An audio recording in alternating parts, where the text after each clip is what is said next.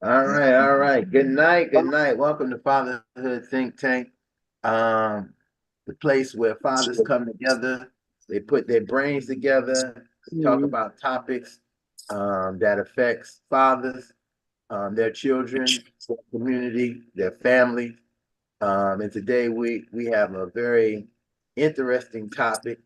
Um, I'm almost trying to at some point kind of figure if the topic that I is this topic it goes that the topic can go so many ways. Man trips, man tours, and then when I was just saying a few minutes ago, it said man tours. So we're gonna see what man tours. The topic for tonight is about. See what fathers think about that tonight. We have a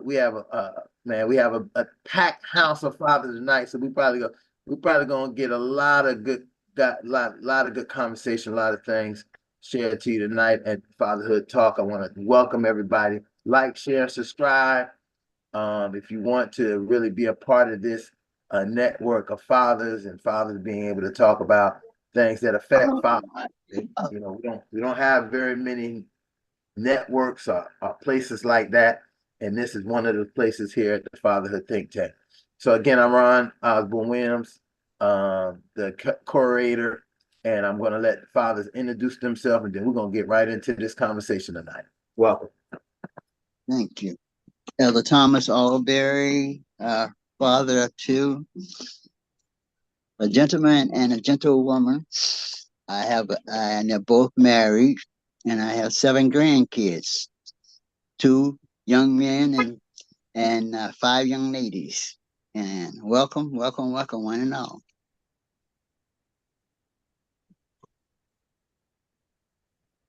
Good evening, everyone. Larry Jordan, father of two, grandson of one. Um, Glad to make it back. I had to miss a couple of weeks. They had me slaving at the farm, but I'm back now doing my thing. Glad to be back.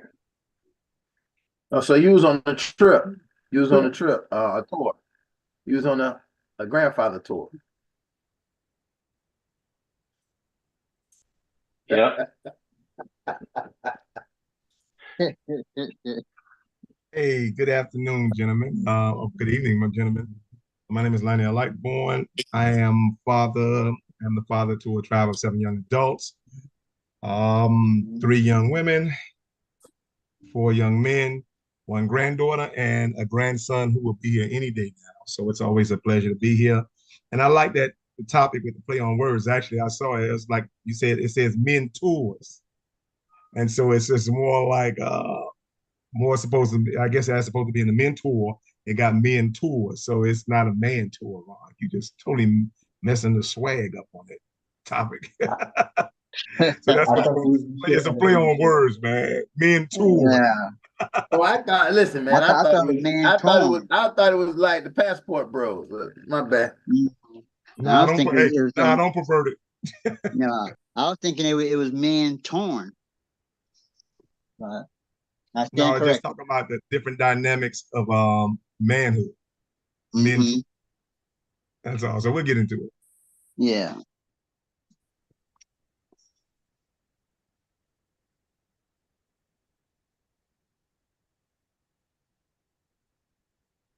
All right, Go ahead.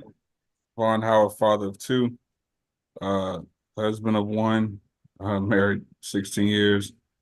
Um, happy, happy to be here. Looking to mentor, I guess you could say. Ron, did you say did you say a husband of one? Yeah, nah, dude. Yeah, that's a good one. That's new. That's new. Well, you have Oh these boy. poly marriages out there. No, he just said he been married to the same woman the whole time. That's all he said. Yeah.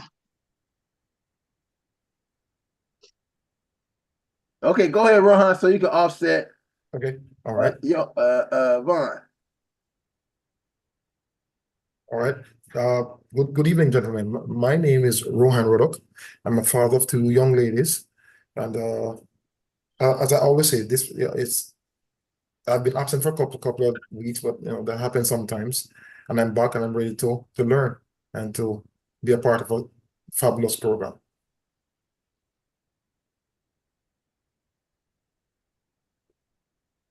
Right. Who else? Erickson, Chad, Fred, Gene. Yeah, just come on in there. Don't worry. Good evening, everybody. My name is Erickson. Um, I am a father of one beautiful, amazing little girl. I plan to have more. And this is like my first day back after I don't know how long we're on. It's been a while, yeah? It's Welcome. been an amazing journey, and I plan on continuing it with you guys. What up, Sergio Adams? 3 kids and 1 grandson. Chad Walker, 2 kids.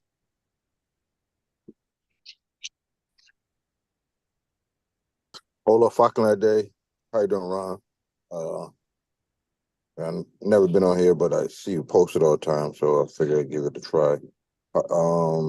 Father of 24-year-old, should be 24 on the 19th on Friday, and a 2-year-old, should be 2, and a 2-year-old, he'll be 2 on the 19th also. They both born on the 19th? Yeah. They're both born on the same day, 23 years apart. Man, this man right here, boy, he must. I will leave that to another time. You gotta play those numbers in the lotto. I know.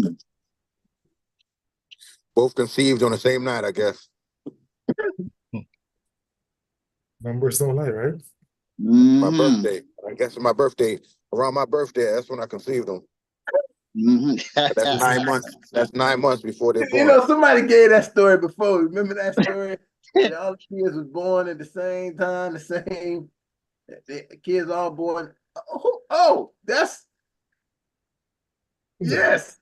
That's who it is. It's somebody I know recently I was talking about, and I just remember who it was. Okay. They born the same day around the same time. That must have been when Dad could get something. And so that's when they had the babies. Good evening, fathers. J. Rob Menard, father of a posse of 2. I can't say a tribe like Lightborn does. It's just 2 kids. I'll call them a posse. Posse of 2, man, female, 20, 28, their ages.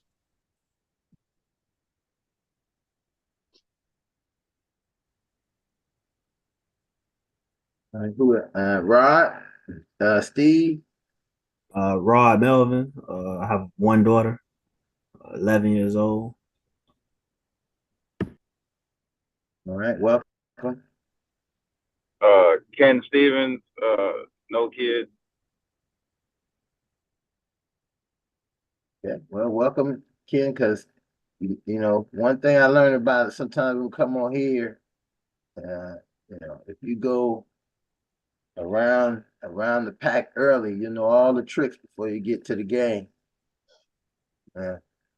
That's I you know, I know a lot of people once they sit around the pack, they learn all the tricks before they get to the game. They ain't got to worry. So with that being said, let's get into this topic. I'm gonna let Lightborn break it down a little bit more because I must have messed it up because I was thinking about men touring, and men going out touring the countryside.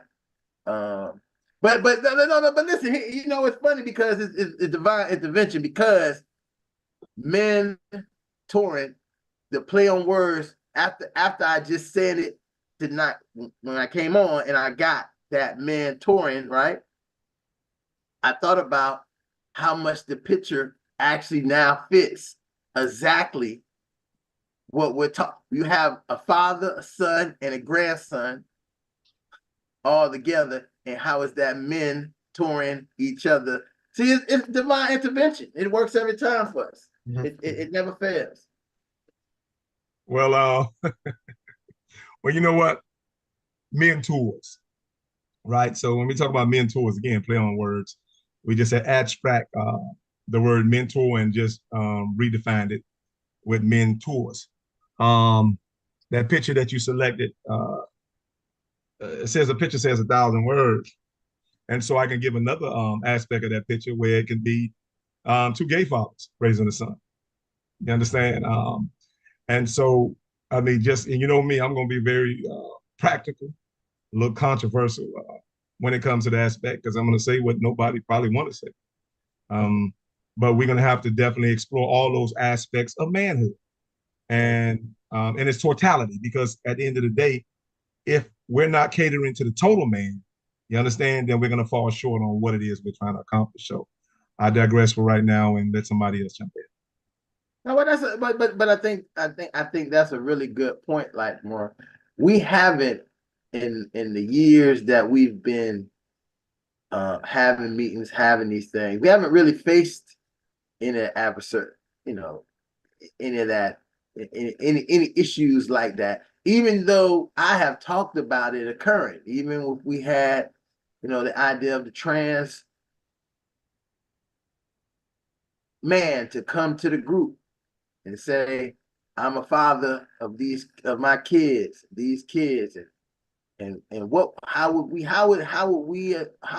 that? And I think, that's something that we might not even be thinking about, right? But it's something that could happen at any time, just to know that we don't be looking here like A deer in headlights. Deer in the headlights, not knowing how to, because even again, we don't share. I think one of the things we don't even share our sexuality on here. The only thing we really focus on is being a father most of the time. So we don't even talk about people's sexuality. Like, it's funny, I joking with Vaughn about saying he's he's a one husband. And that was, I was joking about that because it's funny, but then I didn't even think about it. Elder Thomas said, well, he might be a polyfather. And that's that puts us in a completely different category of how do we, begin to kind of look at those concepts in this think tank that we have of just fathers. And we don't even, I don't think that if someone doesn't bring it up, right, I don't think we would even discuss it, because as long as they're talking about father issues, normally we don't go off course because we're talking about father issues. So it's interesting to see. I see brother Castro joined us. Good night, brother Castro. Good evening, friends. Good evening. All right, Castro, looking good, man. Thank you. Just not leaving the job. Yeah, it's in the haze, but I'm here. I'm grateful to be here. Yeah, man. So I also looked at that picture that says more than 1,000 words. I saw mentor. That was one of the first things that came to my mind also, meaning, more fathers are needed in homes and in schools and in the society to play a role, not only in their children's lives, but also in other children's lives. So you're right. There's just so many different ways you can look at that picture. That's something we could also look into, because mentors are something that is needed every day. And I want to remind people, don't be, that. oh, I'm sorry. I just want to remind people, like, listen, this is anybody, what do you call it? Get in with how you fit in. So if you got something to say, man, please grace us with whatever, with your perspective, because everything said here, particularly coming for you, is important.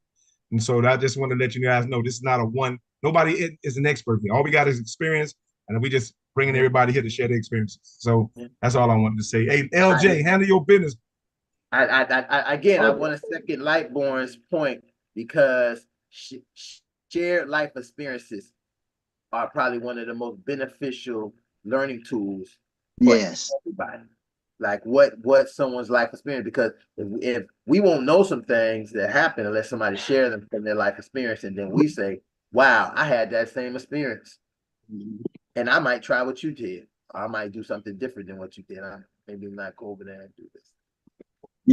Also, one of the things is that we as fathers and men, we can open up ourselves to tell the other fathers what maybe what we may with different topics, but how we handle the situation and the outcome of it all. Yeah, and without getting too controversial up front, I was wondering how the group feels. You spoke about transgender men and mentors at the same time. Um, I know how I would feel if a someone that was transgender was trying to mentor one of my children or my grandson. Um, I think that it's these days it's almost necessary while being politically correct um, to allow that because everybody has every right to do what they do as long as they're qualified and certified, especially in the public arena. Um, but I think that for it would take it would be incumbent upon me as a parent to let my children know that there are differences um, and that people are different. But we have to accept people for who they are. But at the same time, that is not who we are. And I would, many cases, I wouldn't say impose my perspective, but I would encourage my perspective is how we as a family unit, our family unit, should react to those types of things. But how do y'all feel? Okay, let me jump in real quick. To answer your question, in my opinion, this is I see Lightborn laughing. This is my opinion on this. All right. You can feel like who you want to feel like any day of the week, right? But there are characteristics that are how you say it, unique to males, characteristics that are unique to females. Now, we tend to take those things and say, man, she's acting kind of manly only because she may have a bravado, meaning like the way she just carries herself. But it's never going to be the experiences that she will have that could have her mentor a boy to be a man. You still would need that. Just like a child needs their mother, they need their father also. And regardless on how much you want to try to take that place, there's an experience or an understanding that you just don't have because you were not born that gender. And so you have to, and so what I'm trying to say is you can pretend in a sense to have a male experience, but the true experience will always be that unique to the man. And just like the experience will be unique to the woman. So I wouldn't expect a transgender person to be able to mentor a boy to be a man. I can expect them to give them the ideas of what they think a man is, but they can never teach you through experience what a man is. Exactly. Well, and I think that goes to the very valid point, Gene, that parents can parent no matter what their sex is, right? But there are key things, parenting skills that you may have that then turn and become very specific in mothering skills and fathering skills. And then they are broken down into the gender, man skills, woman skills. Not to, and I have to be very clear. I know people will try to sometimes twist and say, well, but we have to be very clear. Human beings are made alike, but we also made different. And one of the key things that make us different is our reproductive organs send different hormones and different messages to our body to do different things. Now we can argue whatever we want to feel, what we like and what we want to be, but the idea of if you are a human being and you have these reproductive hormones, because listen, it's not your brain that does it. It's your reproductive hormone that send the messages to your brain to do and for the things that happen in your body naturally, uncontrolled, and I'm bringing this up because I'm probably getting a little too beside myself, but I'm going to say this. There's been one thing in dealing with sexual assaults, mainly apes, mainly ape. That there are people that say, oh, the person had an orgasm or they enjoyed it. No, they didn't, because it was unconsensual. But their body that follows the tradition of what the body will respond to based on no power or control we have over it, may have responded. But that didn't mean the person wanted that to happen. And so I just want to use that as an example and a teaching moment for you guys out there, again, about consent. I know consent is sometimes I argue about consent for us, but remember, it's another, they got consent on their side, but we also got consent. Don't find yourself, if you don't want to have that baby, make sure you tell her she need consent to get your semen. Need consent. You only consented to give her to the PD weed, but you didn't consent for her to get the semen or the seed to go to the egg. Okay, I'm sorry, I'm getting a little bit off. No, Ron, you brought up. Okay, go ahead, Lightburn. Sound like they're gonna have to start selling sexual consent contracts at Office Max or Depot. Food for thought. Yeah, food for thought for real. But I'm saying that to say this, when we're talking about just being a trans father, I think that being fresh off the Martin Luther King holiday, we got to understand, we have to empathize this. There was a time that Black people wasn't looked at as regular people or normal people. And so being Black was looked at or seen as not being normal people or even being less than a person. And so being that as it may, where my empathy and where I have to empathize at is the fact that I have to bypass your sexuality and start and any just person will, and start to deal with your humanity. You understand? And I think that's across the board. And so when we're talking about really making waves and dealing with the total relationship actually deals with the humanity of the person, not the sexuality of the person, because I can't get to the root causes of why a person would choose that particular thing that may be more detrimental than them being even Black, because the lifespan of a transsexual maxes out at 40. I think I may be going a little too high. I think it's about 30, but they max out at 40. And then because of the climate, they're subjected to homicide than anything else. And so I had to, and the only reason I learned that, because again, I had to allow my empathy, you understand, make myself empathetic so I can get the lesson of, okay, why, you understand, get the understanding of why would you choose this when it's more detrimental than being Black. You understand? And so with that, I had to use my Blackness to empathize about them being trans, and then say, okay, if I'm going to be a just man, or even attempt to be a good person, then again, the only way I can do that with everybody is to treat everybody humane and again come from the point of humanity as opposed to sexuality and ethnicity, etc.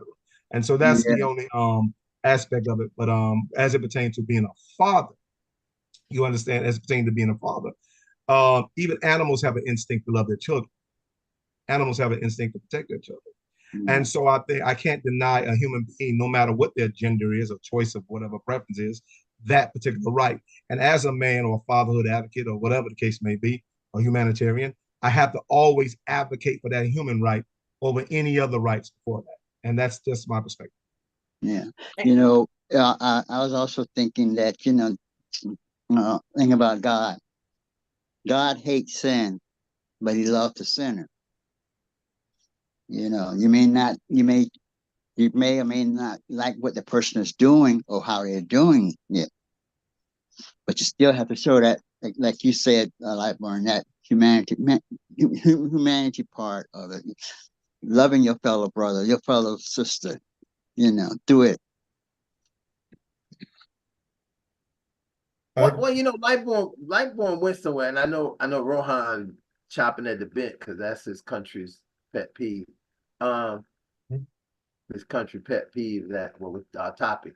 But I want to talk about an example of a father who is transgender, transsexual, who has been very clear about his and so I guess her and his understanding of being a father and the kind of father he is, and also at the same time being a woman. Flame Monroe. If he's a comedian, she's a comedian, and he's probably less. What do you say? He's less sensitive about his his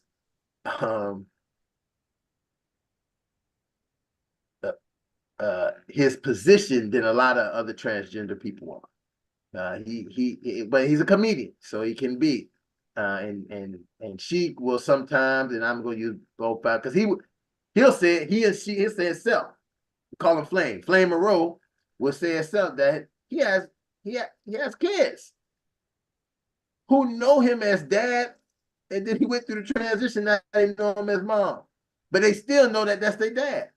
So and they love their dad as their mom now, just the same way as anything else. So just really supporting what Lightborn was saying, this understanding of there is examples of this very, very frequent that, there may be a transgender woman who has 3 kids, and at some point they're still their dad, even though they're now a woman to their kids. And still, and I don't know how that, that's a lot, lot for me to figure, because that's not my thing to have to figure out. But we also can't be judgmental of it, because obviously, Right. if it works in love for the child and the children are being loved the way they need to and getting what they need, there is still some, I know that, you have to be realistic, again, it can happen, but again, that's your fight, that's your battle, that's that man's or woman's fight and battle, not mine. I can only support them in supporting their children. And that's what I think that's the biggest part.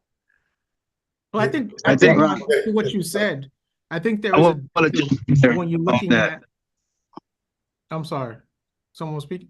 Did I Pastor. need to overcut somebody? That was me. I'll wait. Go ahead. Yeah, because I want to say something too.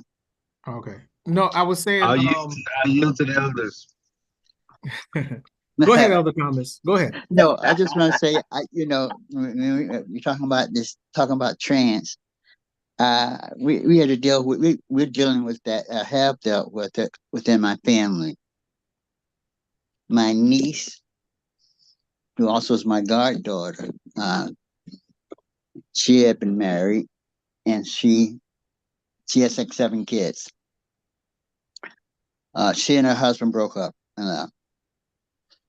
and now she was dating and now married to a trans man who was a woman at one point. But looking at him, the hormones and everything, when you look at him, he looks male. And so this hits close to home in the way that we react to him or her, and how we treat them with love, as a family love, human love. You have to love the person. Go ahead, J-Rod. Okay, so I think Ron hit an important thing when he was talking. I think when you look at a man transitioning to a woman, it's a different thing than a woman transitioning to a man. And that's where you get the experience, the difference in the experience. Because as a woman transitions to a man, they're not going to have gone through the experiences that a man would go through. Down to everything, relationships, society, all those things that build you up or tear you down as a man. they've never gone through that experience. And so that's what I mean when you talk about the transition from male to female. I mean, from female to male. From male to female is different because they would have had that experience. And I agree with everyone. You're going to treat them. It's not a matter of treatment because you treat everyone with humanistic, characteristics. So what they do personally is what they do personally. It's not for us to judge them on what they do. And so I think that's a very important thing that you have to take away is you can't judge someone for a lifestyle. Well, we do because we're human, but try not to judge people for a lifestyle that they have unless it's detrimental and it in some way will harm them, harm you, and harm the people around you. That's a different story. But when you're talking about certain things, it's you have to weigh out what it is and truly figure out what it is that how let me just say it like this. I think that's one of the things that annoys me with people sometimes is the fact that they look at other people, make a judgment, and it bothers their life that someone's doing something. Oh, Right. You're right. You're right, J-Rob. Like, you're right. That's like one of the biggest pet peeves. So, I just want to say that. Go ahead, Ramirez. Castro.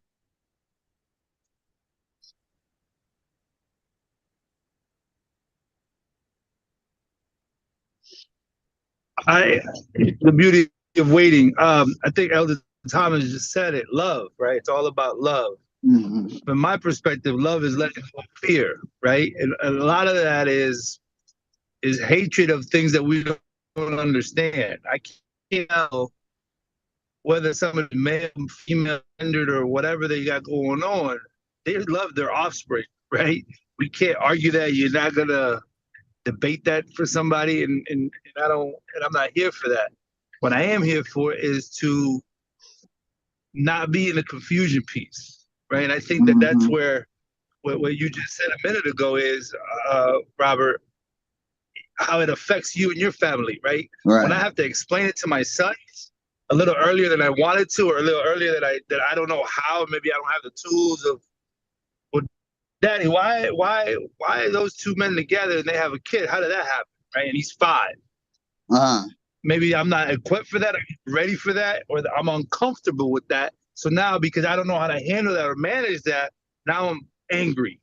It's like, fuck, So I think it's a combination of a lot of things that puts us in a place where, at the end of the day, we got to be empathetic, right?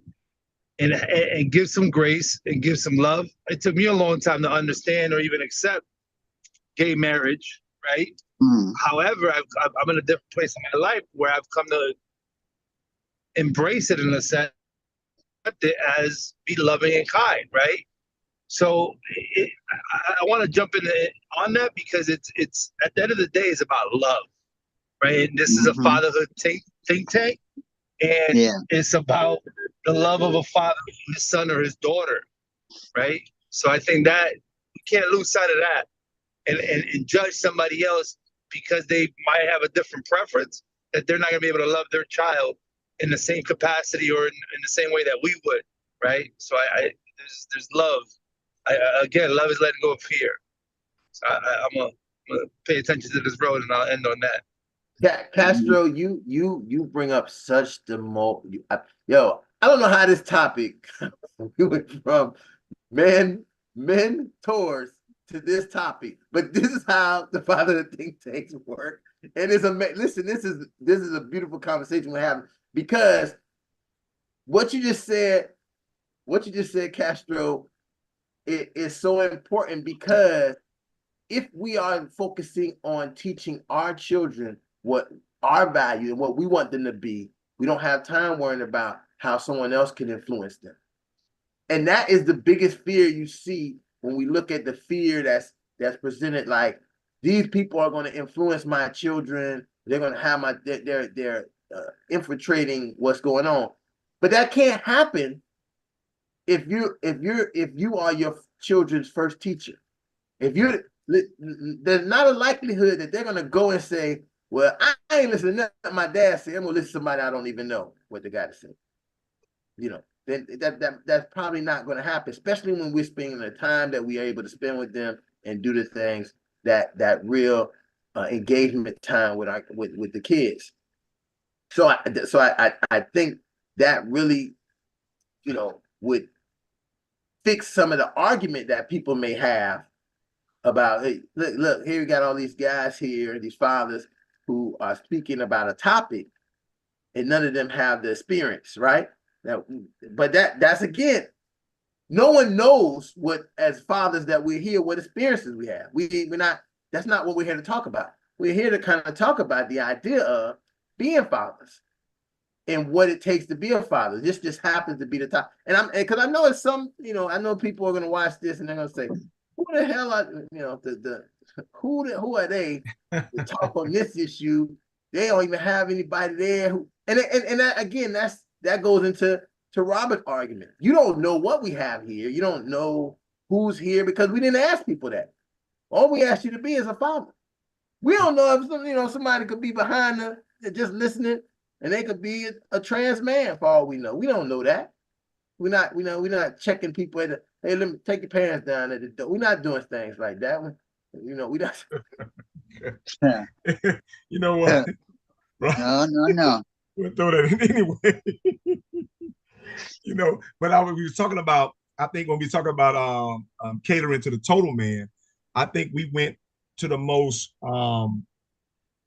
we're not scared to talk about the toughest of man. You understand, when it comes to talk about the toughest of man issues, because we know that every man is not equipped or vulnerable enough or even open enough to talk about this particular issue. That's why we chose this particular man, be a trans man, be a man or a woman, because on a regular basis now, and my wife's a teacher, you can see on average father figures coming out and they're actually trans women, or better, trans men, which means women who transition into men and into fatherhood, and they're actually either married or dating the mother of that particular child.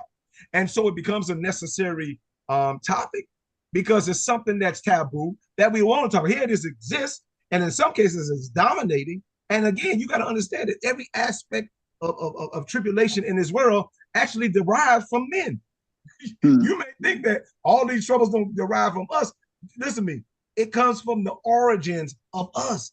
I can trace just about every crisis back to the man, every man that walks this earth. And so, contrary, again, you can't be the head without being the headache. You understand? And so, with that, we have to talk about the headaches that we have become, or the headaches that we have created in society for ourselves. You understand? And that's the reality that we don't want to talk about. And so you hear guys just we go straight to our tribes. Oh no, because this can't be tolerated, this and that. I said, but let the truth be told. I said, let me tell you in a way you will understand. I'm like, I guarantee you didn't raise your daughter to be a hoe. You understand? But the weeds you left out there, you understand, will make her subjective to that. Every man I know that will raise his daughter to be a wife, but yet she got to sleep her way to her husband, because the type of promiscuity that we left out there, that was fun for us now, that's no longer no fun now that our daughters are out there. And so we have to understand that the same playing field that we leave out there for our daughters, we left out there for our sons. The only difference is no man wants to really imagine his son being or wanting to be a woman. And so when we talk about catering to the total father, we got to talk about the fathers that we're scared to talk about. And that's how we derive at this particular topic. And so that's for any clarity, anybody that needs it. Yeah. I like we put that in. I like that. That's this is a very, what we call this, the behind the door topic, that door that nobody wants to talk about. But let's be real here. Each one of us on this media have a culture. We were nurtured differently. Most of us here love our daughters, our children, and children on a whole. But the reality is we are taught differently, whether it's right or wrong, and some cases right, some cases wrong, and we all want our children to reproduce at some point. Now, some will say two men can't reproduce, and some will say that the county have a lot of children in the foster care system, and hey, can these folks adopt those kids? Because those kids deserve a loving home and a loving father, if you want to put it that way. There are many ways to look at this topic. And as we are child advocates, children advocates, we have to be open to support anyone who wants to step up to be a father. Now, when it comes to sex changes. Sometimes they're gay today, they're not gay 20, 15 years later, or they were straight today, but they're gay 20 years later. People are Fluent. unpredictable. They're fluent. They're fluent. Rohan, you're absolutely right. People they become very fluent. And it's funny because Rohan, you brought up a very good point in reference to the idea of the number of kids that we have who need parents, right? Because a lot of people will say, hey, we're a same-sex couple and we're going to have a kid surrogately, right? But the courts don't have a system that both of those people will eventually end up being the parent. So they're going into situations where one parent can take the other parent away and the parent has zero rights. Right? Because that's how our system is set up. Whereas as a gay couple, a same-sex loving couple, you then went to the foster care and became parents together. In the foster care, you equally have equal rights and the same 50-50 rights to that child. Yes. Just think I'm just saying to people, they have to, I know that some of the things, and I think Lightboy hit it very good, that we have set some of the tone for all the things that happen in the world. Like for people to say they want the equality that heterosexual people have, because the end of us, the one end of the heterosexual sphere, pushes those idealizations so much that you push other people down and say, and we're the only people that can have that. And then those people feel like we can have it too, and we want to fight to have that same thing. Huh. That's what Lightboy was saying. We cause our own problem. We could just stay in our very neutral space and be like, hey, we're raising our kids. This is my wife. These are my kids. Blah blah blah. But sometimes we do so. We gotta stunt. We got to stunt like the player. When the player got plenty of ladies, and I know some of y'all on here might identify with this. When you got plenty of ladies, you had all these ladies, and you had them all. Instead of just staying in the middle where you could stay, you gotta go out here and stunt. You go to the far end. You gotta make sure everybody know you the Mac. You gotta make sure everybody know you got all the ladies, and the ladies begin to know you got the other ladies. That's where your problem comes. Most of the time, where you could just stay on the other end of the spectrum, and you play the home guy who don't I just got to work all the time. Hey, there's somebody else. Hey, Rod, I hope somebody else. Hey, Rod, I think it's Rod Melvin. I know you're gonna jump in, so we definitely looking for a different perspective. Or anybody on here want to say something? Please say something, man. We can use it. I just want to say, go ahead, Rod. Go ahead, Rod. Oh, you good? Yeah, it's definitely a different perspective because, like, the way I look at it is, it's kind of like, I was raised by my grandparents, so I don't really like. It's kind of hard for me to adjust to you. A man is a man, and a woman is a woman. So like, if I was to even think outside of that, like, I would be like torched. So so sometimes I don't even like think about it in that aspect of it being different and like how times have changed. So like times have changed so much over time.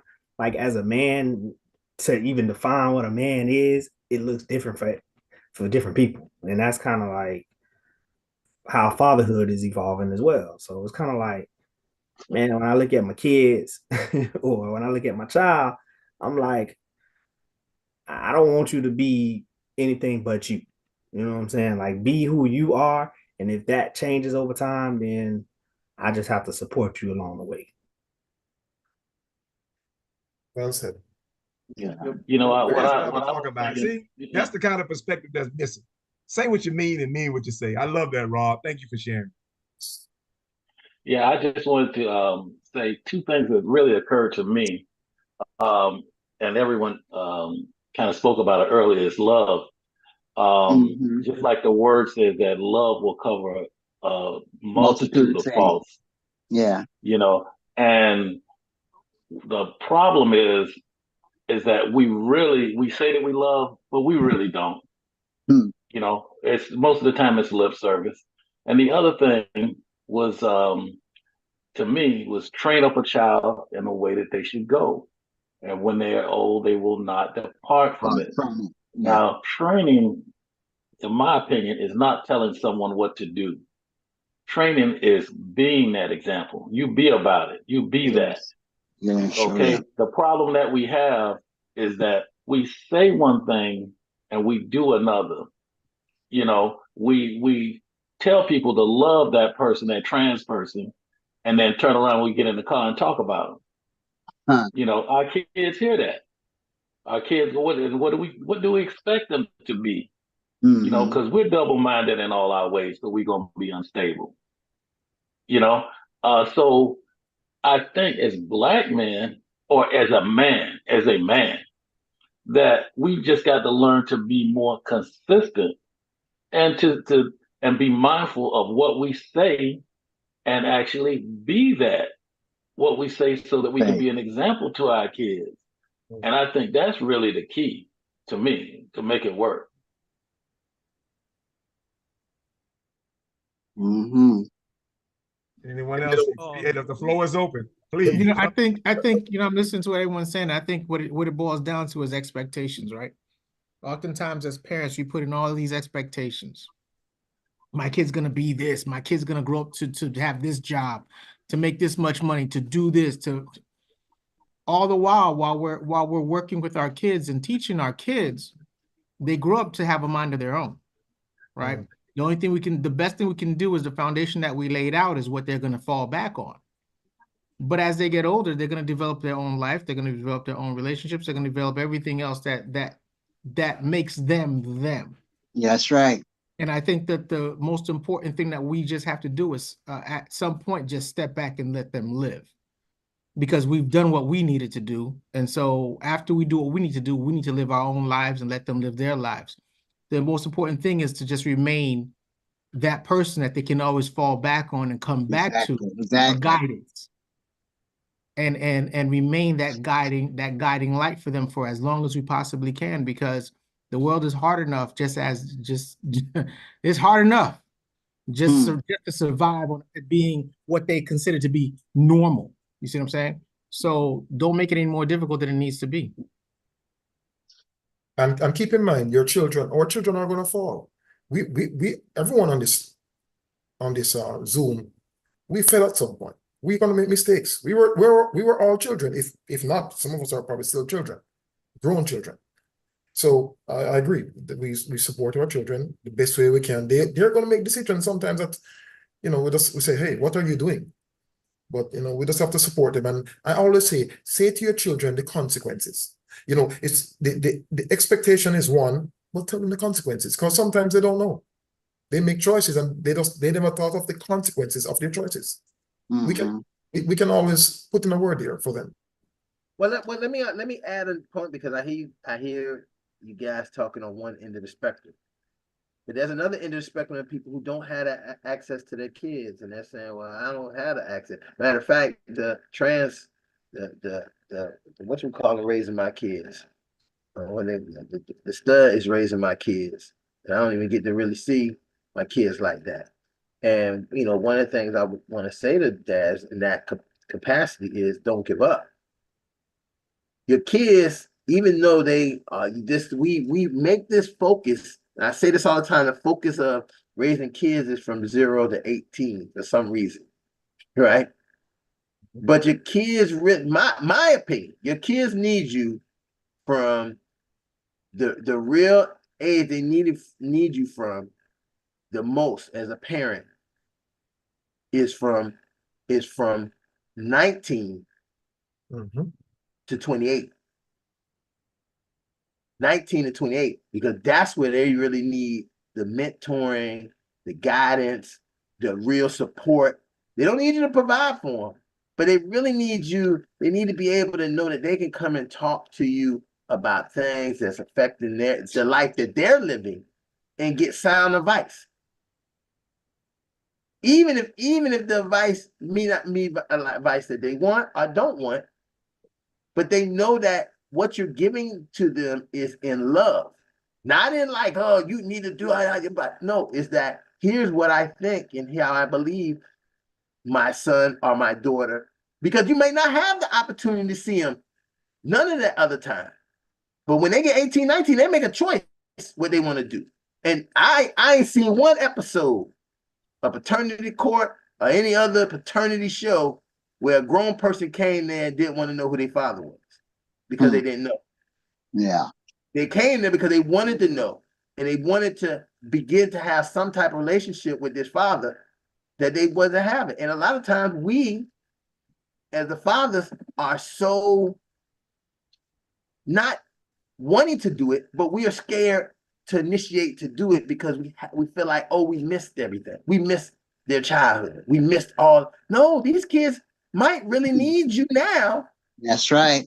More than they needed you any of the 18 years. You know, if you was involved with the child support, they got the money from you, so they got the money. So now they need some of the guidance. And you know, another part that's so important to this is you get to begin to answer questions that they need to know about themselves because they can now see it in you. They seen all the things with their mom and why they, you know, the connection they have, the disconnection.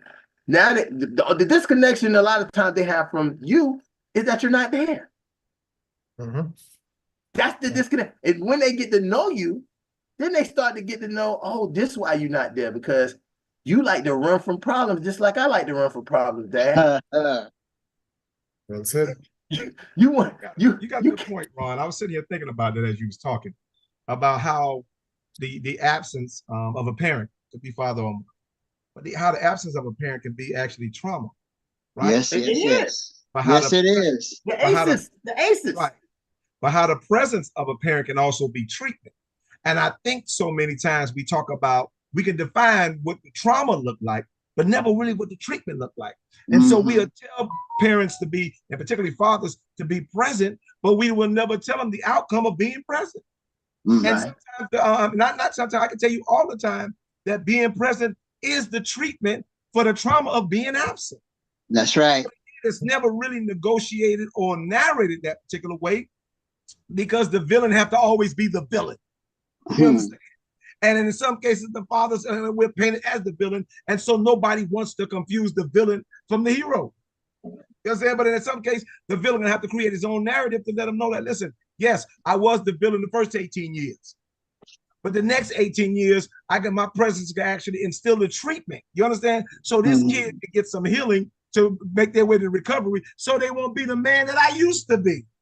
And it's not so much how it benefits you, as so much it's going to be more valuable to them than you. But then again, it may even help you get treated in the process for me abandoning you. You understand? But again, we have to know our narrative. And I mean, we really have to know our narrative. And I think sometimes we don't even value ourselves to even understand how to come up with, to understand the value that we bring to humanity, letting on our child. And I think most time for absent parents, we don't think we have enough value to bring to humanity, letting on a child. And this may be one of the root causes for parent absenteeism. Because I'm not going to just leave it on the side of the father, because I just had the young man just said earlier that he was raised by his grandparents, which means that there was an absence of the father and the mother. And so we have to understand, if we're going to start to treat hurt, we have to understand what it is to really institute healing and what's our role in that healing. And everybody in humanity has a role in healing, whether you think so or not. So I'm gonna leave it right. And also, I just want to say real quick that, and I said before, How do our kids spell love? T-I-M-E. You have to put that in our minds and keep saying it over and over again. That's how we spell. That's how our kids spell love. They need our time. Travis? Hello. How are you all doing? First off, I had to sit back and listen to everything that y'all was saying because there was a lot going on. I want to first off say, thanks to Mr. Lionel for inviting me. But what I want to say with the whole transgender thing, I feel like it's really about your character, not your gender. That's a whole nother conversation about that. I don't, it's not about your gender. It's about your character. It's about what you're trying to develop in that actual child so that that child can be a better person. So that's the whole sum of that. When it come down to what we're talking about, the whole father situation, absence, I was a product of that. Never having a father in my life.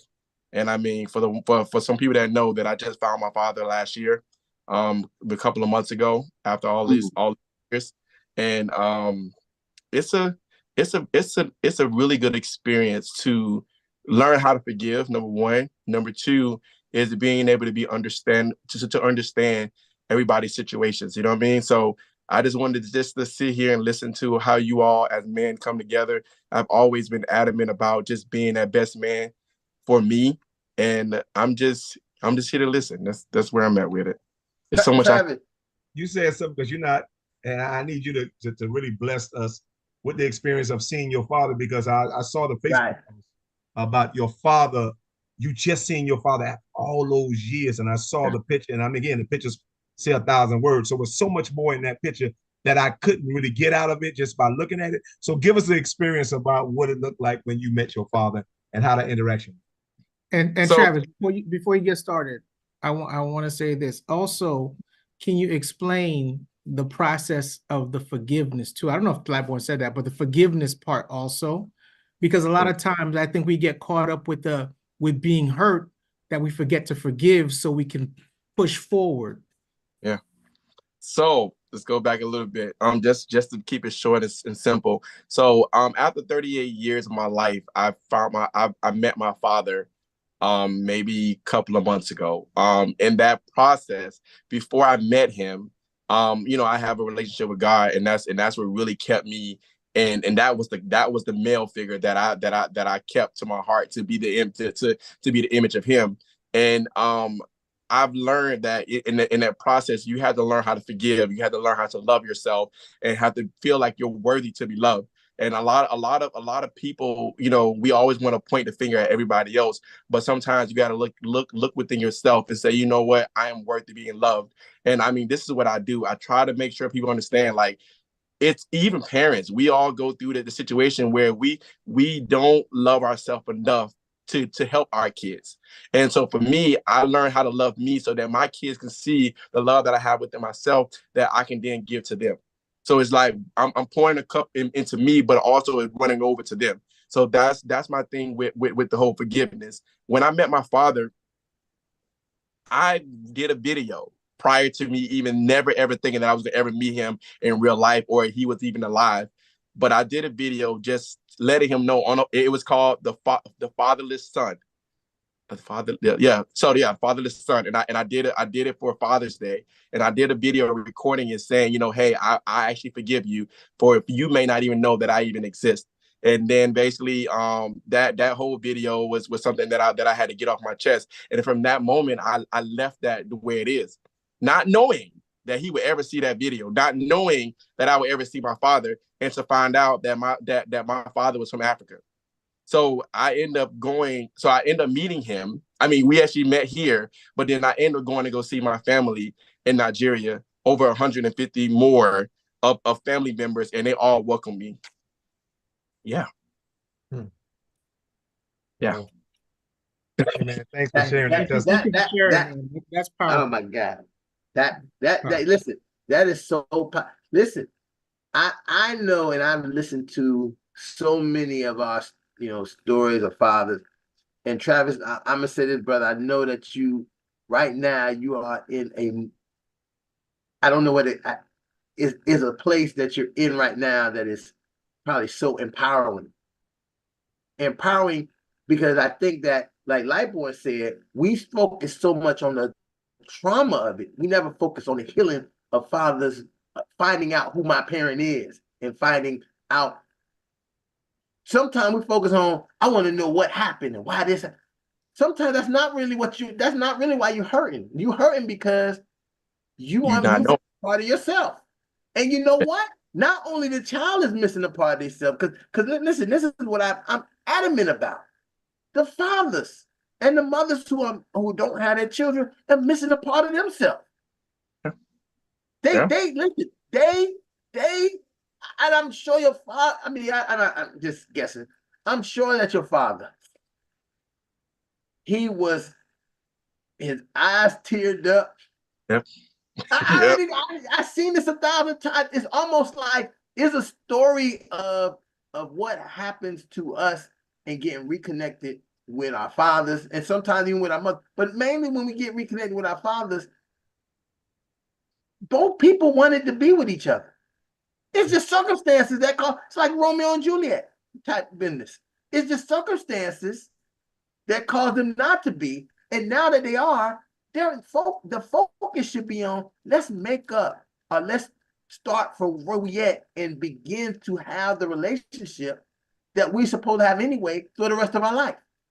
The past is gone. We can't.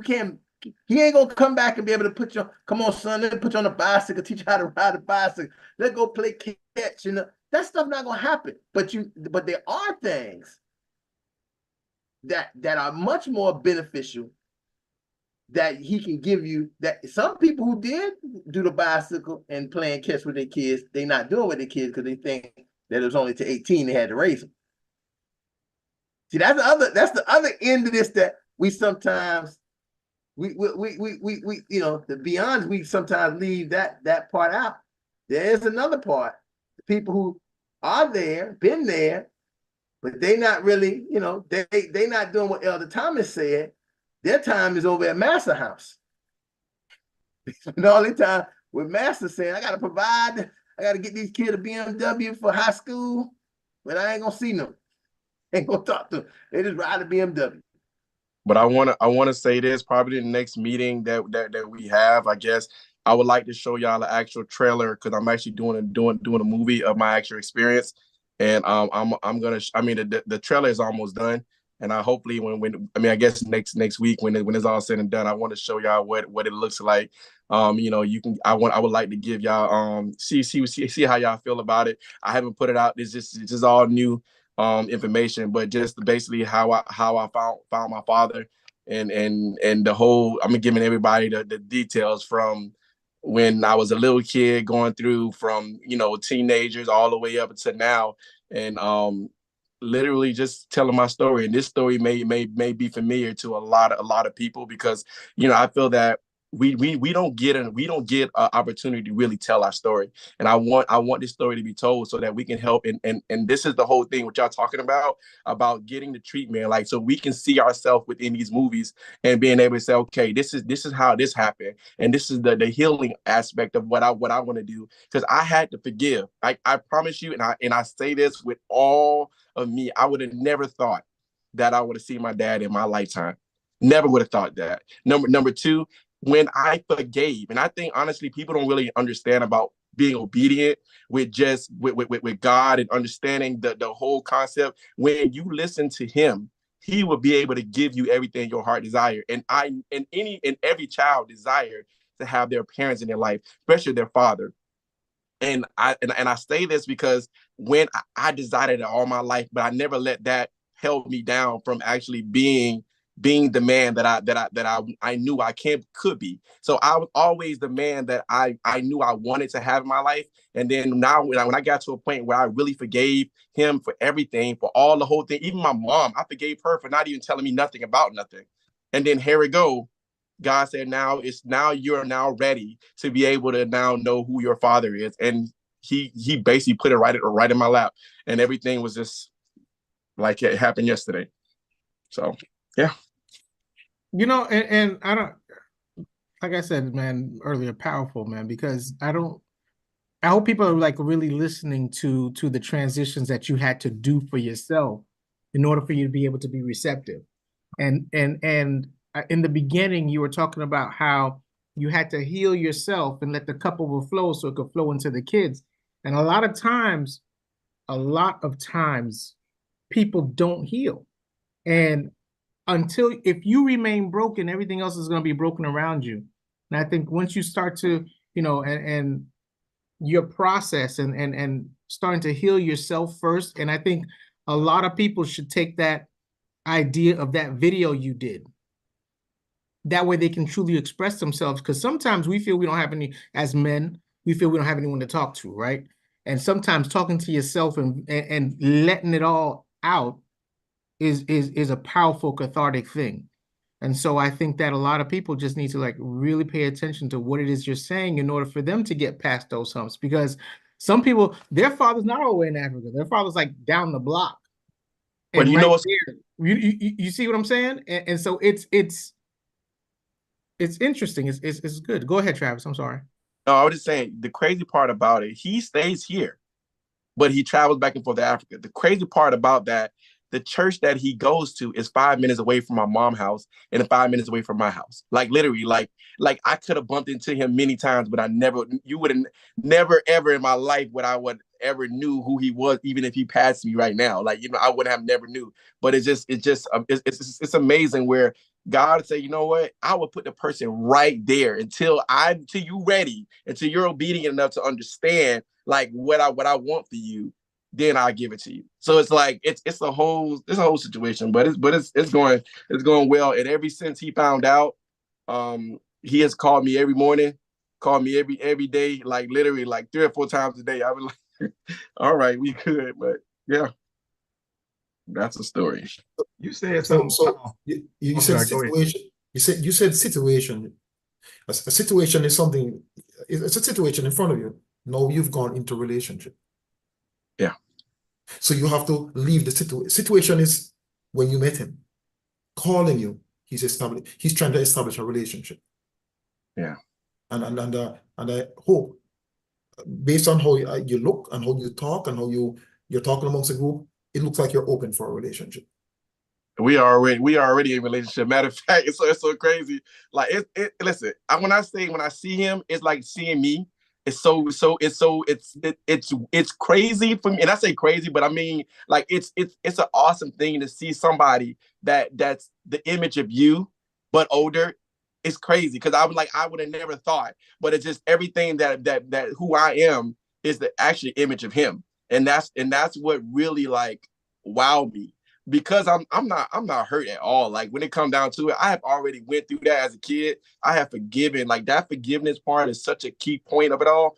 But I tell you this, I'm open. Like his family. I got about now six sisters now, and another brother that I have never knew about, and I'm here for it all. But you know what? You're talking about something that's very powerful. You're talking about the difference between being a statistic and a science. I think you were positioned to be a statistic because you didn't know your dad. You understand? Yeah. But the fact that here you are, this man didn't give you nothing for you to give him everything, makes you a science. Because now we have to study what in the hell make you do that? You understand? And I think so much so, I think what makes Black people so resilient and so and resourceful and the most studied people in this country is the very thing you just talked about. What make you forgive your oppressor? You understand? And in your case, him not being there in the absence can be an oppression in a certain extent. You understand? What makes African-American experience forgive the slave experience? And so this thing can morph, and because we're so misunderstood, that it's very important to people who understand the narrative teaches the narrative. You understand? It's very important. That's why you had to speak your experience to stop you from being somebody's damn experiment. Yeah. We need to hear that experience from you, because if it came out of anybody else's mouth, it ain't nothing but an experience. And so thank you. I want to say this on Lionel Lightburn. I want to thank you because I think honestly we don't really take. I've been blessed to have favor with great people in my life, and I honestly I take that. I take that so precious. A lot of people don't. As a young man, I was able to be around older people in my life that came into my life for a season and for a reason. And I mean, honestly, when I needed certain things, when I was able to just to be exposed to great men, like, and just listen to their conversations, like I picked everything that I loved about everybody that was around me, and that helped me develop to who I actually became. And you were one of the guys that really like took me under your wings and say, you know what? At a young man, I was just sitting there just watching and paying attention. But it's just when you are so hungry for guidance, when you are so hungry for just certain things, like I was able to be around the right people that just said the right things, that just showed the right movements, and I was like, I want to be that. I want to have that. I want to be able to, and that's why I tell people it's really big about exposure. Like we have to expose our kids to great people. Like we should invite kids into a conversation, because not just the men just to have a conversation, but let our young boys hear men talk intelligently about what really affects them and what's going on and how they feel. It's major to me, because for me as a young boy, to have men that was talking not about guns and drugs and all this craziness, but to talk about want to make a change and want to do different things. All these kids know is about Martin Luther King and Michael X and all these other people, but they're great leaders. There's great men that's operating in our community that they would never know nothing about, because they don't get that exposure. They don't get that favor. So for me, for me, I know there has been people that I promise you, I wish I can give everybody their flowers as they're alive, but you are one of those ones that I can say, like, yo, like, there, you listen. You remember the video? I still got the video, but at the end of the day, like, I just want to say that, and for everyone that's on this line, like, I just hear sometimes I just like to sit there and listen. And even when we bring in younger boys on or whatever, and if they don't say nothing, then they're listening. And honestly, whatever you say, it may not feel like they heard anything, but just keep on saying what you said. I guarantee it's gonna really make an impact. Greatly appreciate it, fam. We proud of you always. Proud of every man on you.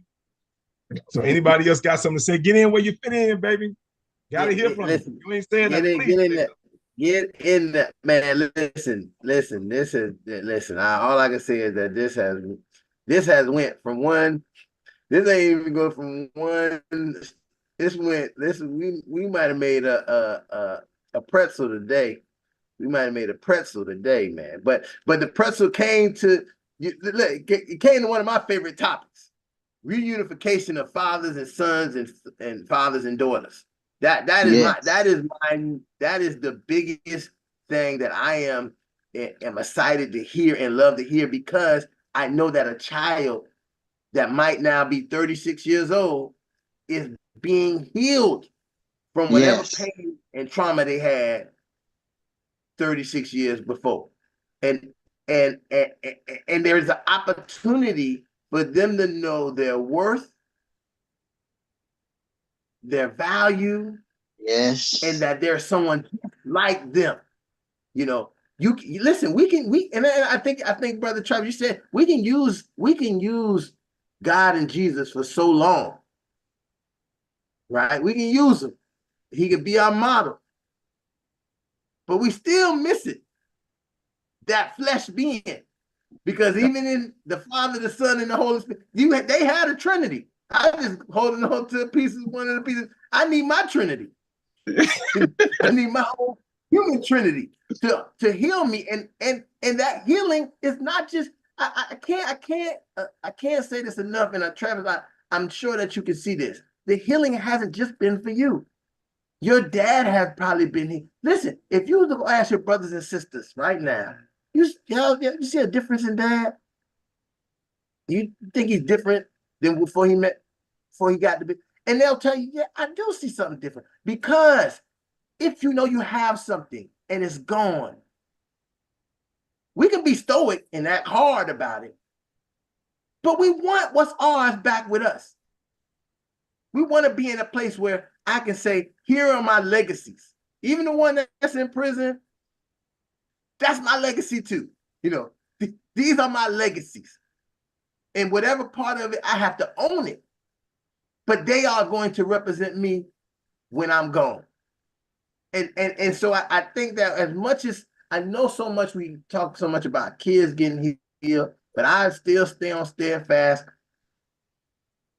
Fathers need the kids more than the kids need the fathers. Well, that was and a you running, see that. that. I'm gonna tell you that was a running question. We was asking, and I think I even asked it when I was doing my presentation as well. I'm like, we asked that question of how many fathers in here, how many fathers feel like their kids saved their lives? And the number of hands going up, if it wasn't really all the hands in the room, no matter what setting we asked that in, it was always the same outcome, which really was amazing, which made it feel worth doing that job. Because I'm gonna be honest with you, doing fatherhood, and particularly a couple of years ago, there was no financial and probably still ain't. You was doing it for more for ethnical reasons and moral reasons than anything else, or the fact that it had to be done. But the fact that when you ask a question that's pivotal like that, and put every father on the same page to find out, like, wow, I didn't know your kids, because we think like being alive of our children saved their lives. We didn't know that the reciprocal part of that is the lives, being a father actually saved the father, the man's life too. Because it's saying like, man, if I wasn't active in your life, you know what I'm saying? I would have been active in another life. And just to have that unrehearsed question thrown out there. And guys just gave different reasons. And I mean, it tells me that the science of manhood have yet, I don't even think we cracked the surface of what it is about the science of manhood. And that's the whole purpose of the Fatherhood Think Tank. So on to the next. I want to say something also, because one thing that what Ron said about that relationship with you know, when you're finding your father at a later time, and I think the most powerful thing is getting your why answered. You know, why, man, why do I do things like this? And then to see it reflected in the person, you know, reflected in a parent, and you're like, yo, this person does the exact same thing, and you see that, you know, the mannerism that you have, that's the why. So it answers a lot of questions that you may have, and I think that it brings you, so to speak, you know, because men love peace, and it brings you that peace. And so I think that it's very interesting on that aspect also. And I feel, and I'm always saying this, but even as a father who is in the home, you can still be absent. And I think Ron said this earlier, like later on in life, you know, you can recapture that relationship. And it's very true, because you could be absent because you're, you know, for whatever reason, and still be in that home. But make sure that you go back and nurture that relationship and try to get that and rekindle relationship. You can have a relationship at any point in the life of your child, just as long as you're willing to open it up. And I think powerful what Lightborn was saying. Anytime you want to be saved, you'll rekindle that relationship and keep that relationship going.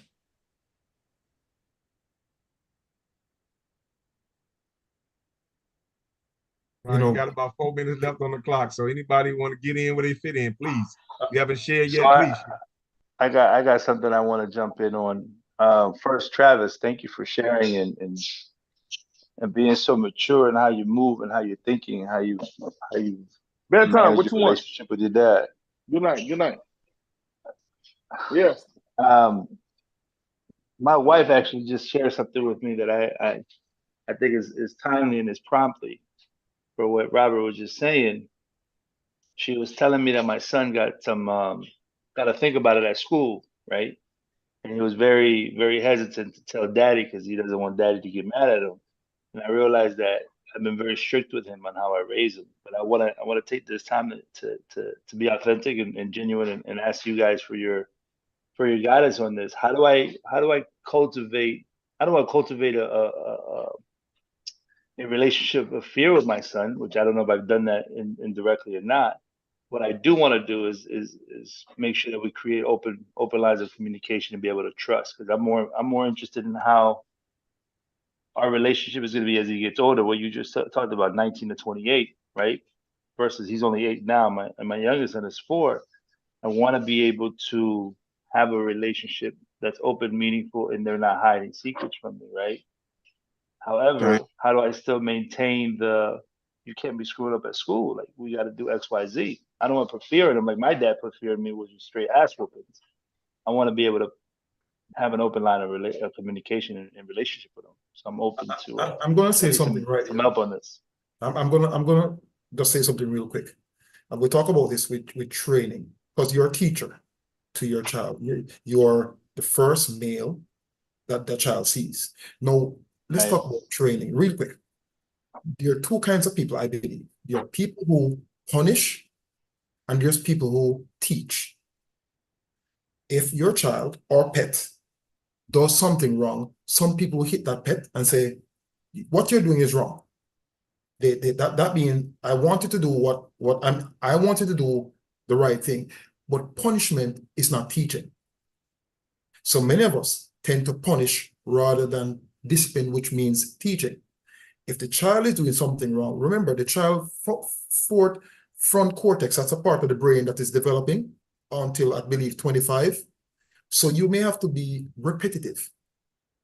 Repetitive means you have to do your homework and say to your child, you can do better. And you say it over and over again. Make sure he gets a good night's sleep. Make sure he has, as we say, a good breakfast that is healthy for him to learn, and get involved and see how we can improve his grades. And another thing we do as parents, real quick, and I'll let another father talk, many times we don't listen. We need to listen to our children. Because we know they're smaller than us. I'm your parent. I'm the king. But sometimes we have to listen. Just let them talk. If you let them talk, you'll be very surprised to hear what they have to say to you. That's what I have to say. Can I just piggyback off of what you just said?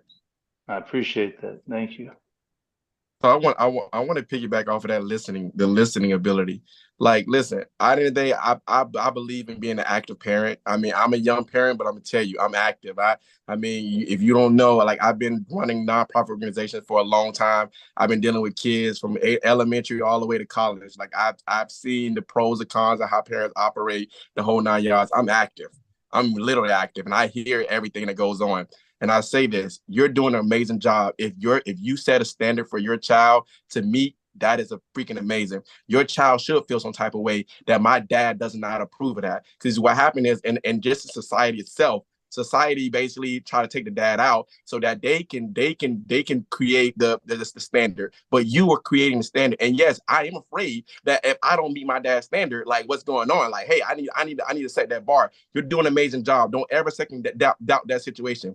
Your kids gonna love you because you set that structure for them.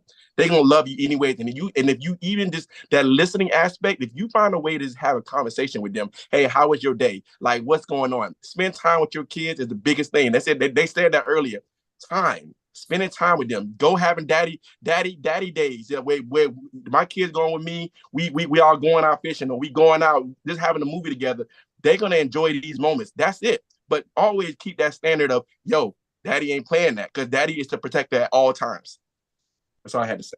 Well, And I'm glad you said that, because I was gonna Also, reference to that. real quick. Also, you have to be intentional with your kids, and that you're listening and you're responding to what they're saying.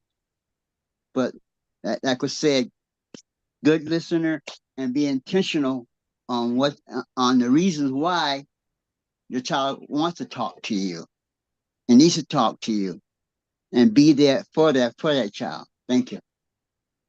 I'm gonna piggyback off what something Travis said, because I think it's important. Don't back down from the standards that you set. School is something that's important. That's going to be pivotal for their life in the future. Education is what they need. So I'll speak from experience. For me, I told my kids all the time, nothing trumps your education, right? Everything else is secondary, because your job is school.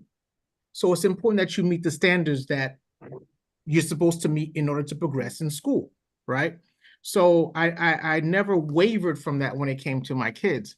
So I think it's important, but I also didn't forget to have fun with them and have them and enjoy their company, because that's also something important that you have to do, because there has to be a level of, I know when dad's serious and I know when I can have fun, right? And you have to start initiating that with them so they can learn those two different sides so they understand how to operate and maneuver. Because there's some things that you have to take serious and there's some things that you just let life happen. And that's what they're going to learn from you as a parent, is what's serious and what can I just let happen in life. And that's how they learn to control emotions. That's how they learn to navigate through relationships, so whether it's socially or whether it's personal, because of the way that you're going to be with them. The conversations that you have also are important. Always maintain an open dialogue, open communication with your kids, because that's another thing that they're going to be looking for. They're going to be looking for the ease of talking to you, right? And make it as easy as possible by asking, like Travis was saying, ask those open-ended questions. So, how was your day? What's going on with you? You know, that way they can understand that it's not always when I see you, it's going to be about business. It's also going to be social. It's going to be fun. It's going to be interactive. And I think those are the things that you just have to keep in mind, and you'll be fine. Hey, Ron, you I had time. appreciate that. Yeah, well, okay, being that time is relevant, but I want to really share with Castro something that's very important. And I think that Travis said it, and then I'm going to go into the closing. Your standard is your standards for your family and your children. As a father, you have a way that you need to maintain your family and your household. But the key part of this, Castro, that was so important, is that's why you got a mother and a wife. See, we downplay that, because the reason you know about this is because you have a wife that you communicate with, and she told you that the kids told her something, and she came and told you. That's how family supposed to work. That's how a partnership with two parents is supposed to work. Because you can continue to be the cash that you are, you and your wife are communicating, because she gonna always remind you, Castro, that might be too much. You might say, but I read an interesting book last night where the dad told the mom, "You're doing too much for this kid. You need to let him go." Right? Then the dad turned around and went and rescued the same kid that he told the mom to stop, because he loved this kid. He loved his son. So I say all that to say, Castro, don't worry yourself. You know you're doing it, like Travis said, you're doing the work that you need to do. The main focus that I would say, how do you work it, is that communication with you and your wife, because she has another inroads that how women and mothers deal with kids, and how far we sometimes, I think our society kind of gets, I don't know if I should use that word. We get whipped that we should not be the men that we should be. We should go and be another way. We get this idea of you need to be softer. You need to be, and listen, I don't believe, I know you, Castro. I know you do all these loving things with your sons. I know you do way more fun things with your son probably than I get to do with my daughter, right? I know you do. But you also know how serious this world is and what they're going to face in the world. So you're preparing them, but you're not doing it blindly, like you concerned about you being like your dad, because your dad did it his way without listening to anybody. He did what he wanted to do, the way he wanted to do. And I'm only saying that because you shared that in the past, right? In this case, you have someone to remind you that, hey, this is happening. And that's the reason why we have two parents for children. So one parent doesn't go off the realm and the other parent can't bring them back. That's why we work together. So, brother, just listen, the key thing is keep doing what you're doing, but keep that woman close in your ear, and you keep in her ear, because I think that's the most important thing of raising your children. It's the two parents communicating, co-parenting, and keeping each other sane dealing with those children. And with that being said, that. I received that. Thank you. With that being said, folks, we want to thank you for joining us tonight. Man, we done made a twister pretzel now. We done twisted up and down. But I mean, tonight was really, really good. We had a large group of people. I mean, I really want to thank the guys that come on tonight, and which I hope you enjoyed. I hope every guy on here, please go to the YouTube page, like, share, and subscribe to the page. Who on here, go to Fatherhood Think Tank. Look on YouTube, find Fatherhood Think Tank, connect to it. Go to the band app, connect to it so you can get the information on when we meet. We will be meeting tomorrow night in a private fathers only meeting to talk about, to continue this conversation, but a little bit more private, not for the public more. And I can say some of those words that I wasn't able to say today. So we can have the real man talk that we can have, that sometimes is understood through that kind of, the kind of language we can use that's not always appropriate in public, but appropriate in a private setting among men and fathers. We'll see you here next week, or we'll see you tomorrow. Fathers, thank every father for being here, man. Thanks for staying on for the 90 minutes. And I'm always so happy when you don't think it's robbery to spend 90 minutes with other fathers. And listen, it's a networking, because before we got on, there was people networking, getting information about many things. That's what this whole thing is for: a community, a networking, and being able to do things. With that being said, Father, repeat after me. I am. I am. I am. I am. I I am. am. I am a man of honor. I am a man of I'm a honor. man of honor. Honor. I am. I I am. am. I am. I am. I I am. am. I am a man of courage. I am. I am a man of courage. I am. I am. I I am. am. I am. I I am. am. I am a man of respect. I I am a am. man of I'm a man of respect. Come on, respect. fathers. I said that I am. I am. I am. I say that you are.